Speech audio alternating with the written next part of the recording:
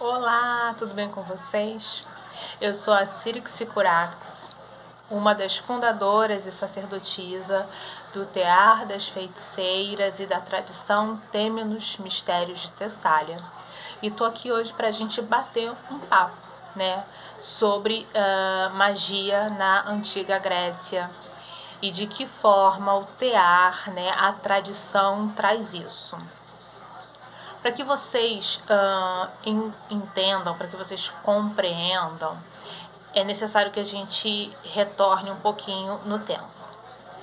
Nós, eu e a tia Vivá, que é a outra sacerdotisa, nós nascemos e crescemos na Baixada Fluminense, que é um município, né, do Rio de Janeiro, e a gente não se conhecia. Os nossos chamados aconteceram basicamente ali quase na mesma idade, né? Entre os 14 e 15 anos. Trilhamos os nossos caminhos separadas, porque a gente não se conhecia. E aí, quando chegou determinado momento, né, depois de uns 20 anos aí, nós nos conhecemos, os nossos caminhos, eles se entrelaçaram. E aí eles se entrelaçaram, ironicamente, por causa do labirinto de Hecate. E aí a gente se conheceu, surgiu a oportunidade de criar esse espaço, que é o Terra das Feiticeiras, e desse momento a gente começou a perceber muita similaridade, né? A nossa aproximação do panteão grego, o nosso culto devocional, o nosso amor à deusa Hecate. E aí a gente, com a cara e a coragem, nós abrimos o tear.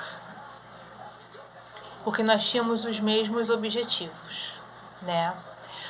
Abrir um espaço onde as pessoas pudessem buscar, né, a espiritualidade de forma aberta e gratuita.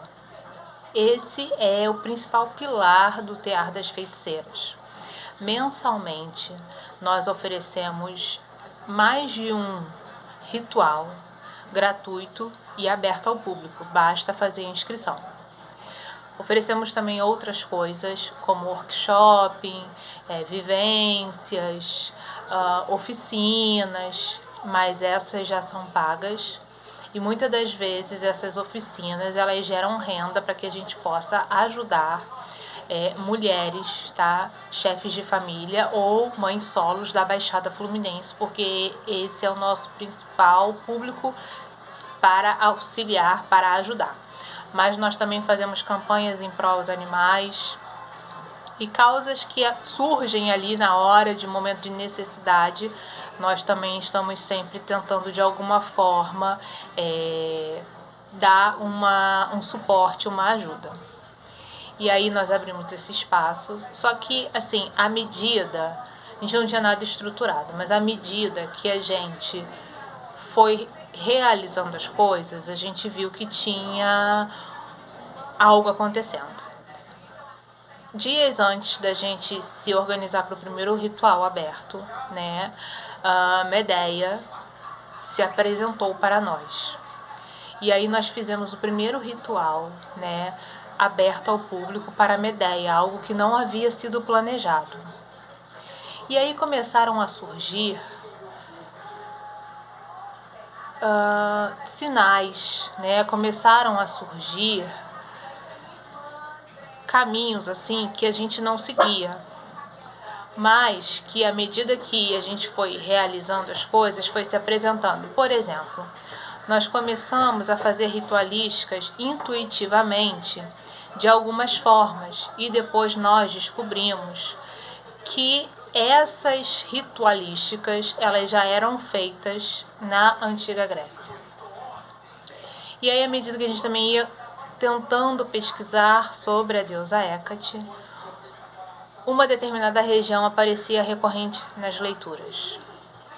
E aí, formas de montar o altar, formas de invocação que nós fomos elaborando ali para criar a egrégora, né, do tear. Quando a gente viu, isso já era feito, mas a gente não tinha tal conhecimento. E aí a gente começou a ficar assim, calma, alguma coisa está acontecendo. E também, nesse turbilhão de coisas, sonhos, meditações, apresentações ali no momento, né, da nossa gnose, que mesmo que separadas, coisas aconteciam ao mesmo tempo conosco. Sonhos similares, apresentação de alguma energia. E aí nós entendemos, né, que nós já não estávamos trabalhando sozinhas, né? Trabalhando sozinha a gente nunca tá. Mas a gente estava trabalhando sobre a egrégora específica de uma energia. E aí nós entendemos, né, mediante todas essas coisas que foram acontecendo, nós entendemos que nós estávamos sobre a egrégora, né, dessas feiticeiras, dessas bruxas de Tessália. Tá? Sonhos muito específicos, gnoses ali, trabalho de gnose, de visualização, de sentir aquela energia, aquela intuição ali na hora do ritual. E aí foi tudo se encaminhando, né? É incrível como a gente já tinha montado um altar dentro dos padrões do que era feito. A gente já estava se referindo a certas deidades, nomes que eram específicos de Tessália sem a gente saber, símbolos foram também se apresentando.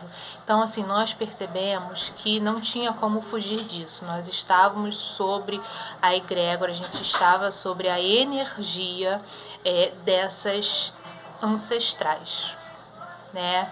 E sob ali também a egrégora da deusa Hécate, sobretudo sobre o epíteto de Enódia.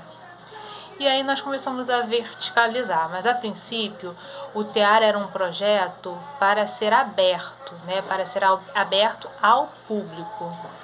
Só que nós, ao longo, né, dos rituais, a gente percebeu que já estava estruturado, já havia uma estrutura ali, né, e uma estrutura baseada nas práticas, né, da antiga Grécia. Nós já estávamos trabalhando em cima dos papiros mágicos gregos, tá? Então a nossa ritualística, a posição ali dos astros, da lua, é baseado nos papiros. As orações são baseadas nos papiros, óleos, pomadas. Nós já estávamos com aquela prática de fazer tudo baseada ali nos papiros, né? E nesse decorrer a gente começou a sentir também um chamado muito forte de Hélios. A gente não entendia direito por quê, né? Porque a princípio a gente só trabalhava com a deusa Hécate e a gente começou a sentir um chamado muito forte de Hélios. E aí, não, vamos ver o que está acontecendo, que está acontecendo que toda hora, né?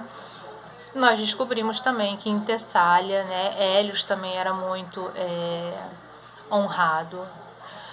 Os oráculos de Caldeus, eles falam ali, né, a princípio, né, de Apolo, mas a gente pode entender também como Hélio, né, a partir do momento que ele usa o epíteto de Mânticos, né. E aí a gente também foi entendendo que Hélio é muito ligado à magia. Era um deus que as bruxas usavam muito para fazer magia.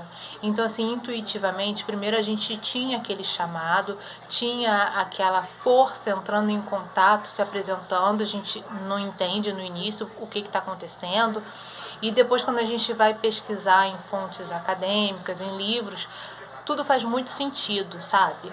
Teve um momento que a gente pensou assim, a gente está ficando meio maluca, a gente está tendo uns surtos coletivos. Mas não, é a espiritualidade mesmo se apresentando. E como a gente tem essa mania de registrar os rituais, de registrar tudo que faz, em determinado momento a gente pegou todo esse material e falou assim, caramba, tem uma tradição aqui já montada. Porque a gente fazia as coisas soltas, assim, e só ia salvando.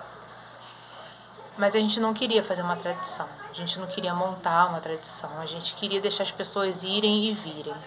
Só que isso começou a ficar muito latente. E aí a gente entendeu, não, peraí, tá acontecendo um chamado aqui, tá acontecendo alguma coisa aqui. E aí nós decidimos fundar a tradição, né, Mistérios de Tessália, que é uma tradição totalmente voltada às práticas realizadas na região de Tessália, na Grécia, tá? Então, assim, vocês vão perceber que todas as nossas práticas, né, quem frequenta, principalmente quem frequenta, né, ou quem segue a gente nas redes sociais, ou quem acompanha o nosso trabalho, vai perceber que todas as nossas práticas são rememórias do que era feito na antiga Grécia. Então, as orações, os inários, as práticas mesmos, tudo, tá? A gente tenta trazer mais essa egrégora, sobretudo do que era feito ali em Tessália, o que a gente consegue. E também os insights que nós temos também dos deuses, né, nesse trabalho todo de gnose, tá? Então, assim, esse nosso bate-papo de hoje foi para que vocês pudessem entender, tá, o que de fato é o teário e a tradição. O tear é esse círculo aberto, né, onde as pessoas vêm e vão, eu tô precisando muito fazer uma limpeza espiritual. Você vai lá, vai ver no nosso calendário que dia que vai ter, né, a gente está sempre colocando os objetivos dos rituais, e você vai lá e faz a sua limpeza. Se você não quiser voltar, tá tudo certo. Agora, dentro do tear, né, que é esse círculo maior, existem vários outros círculos. Existe, por exemplo, a tessitura de Hecate, que é um trabalho de estudo e devoção e prática somente para a deusa Hecate. Você também vai ter ali a tradição Mistérios de Tessália, que aí é a tradição mesmo, é uma coisa bem fechada com os mistérios, né? É realmente um círculo fechado. Você também vai ter ali o trabalho social que a gente desenvolve com essas oficinas e tudo mais. Então, basicamente é isso, tá? Nós entendemos que houve um chamado latente, uma coisa muito forte, de sim, diário, recorrente, sabe? Um chamado quase que ou você vem ou você vem, né? São coisas que a gente não pode ficar explanando, né? A magia também tem essa coisa da reclusão. Acredita quem achar que deve de acreditar, né? Quem não acreditar também tá tudo certo. Mas houve, sim, manifestações que a gente falou, não, peraí, tá acontecendo alguma coisa e esse é o chamado, é esse caminho que a gente deve seguir, tá? Não foi algo planejado, foi algo que a gente diz que por esse labirinto de Hecate, nós acabamos percorrendo o caminho que a gente tem percorrido hoje. Tá bom? Isso é para vocês entenderem um pouquinho como que funciona. E é claro, todos estão convidados a participarem dos nossos rituais, dos nossos festivais, porque nós fazemos rituais, tá? Nós fazemos também festivais onde a gente tenta remontar antigos festivais, né? Quando possível, dentro do nosso contexto, remontar antigos festivais que aconteciam na antiga Grécia. Também fazemos os rituais, as passagens de estações, fazemos os mistérios de Eleusis, né, o maior e o menor. Então, assim, convido a vocês que queiram conhecer, queiram participar, sigam as nossas redes sociais, o nosso grupo de WhatsApp, que lá vocês vão ter informações para que vocês não percam nada e possam ir, tá? Espero que vocês tenham entendido um pouquinho do nosso bate-papo de hoje e até mais.